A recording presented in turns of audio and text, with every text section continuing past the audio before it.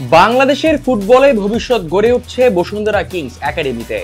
প্রতিদিন 2 থেকে 3 জন করে নতুন ফুটবলার ভর্তি হচ্ছে এখানে।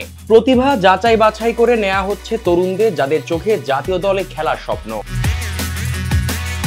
শুধু প্রশিক্ষণ নয়, সামনে আয়োজন করা হবে টুর্নামেন্টও। সেই টুর্নামেন্টের মাধ্যমে প্রকাশ পাবে লুকিয়ে থাকা প্রতিভা আর তৈরি হবে প্রতিযোগিতার পরিবেশ।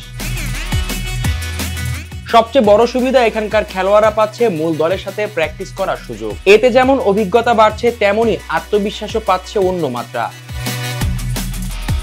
শৃঙ্খলা, পুষ্টি, টেকনিক আর ফিটনেস সবকিছুতেই গুরুত্ব দিয়ে বসুন্ধরা কিংস একাডেমি গড়ে তুলেছে বাংলাদেশের আগামী প্রজন্মের ফুটবলারদের। সময় বলে দেবে, এখান থেকে হয়তো উঠে আসবে দেশের সবচেয়ে বড় ফুটবল তারকারা।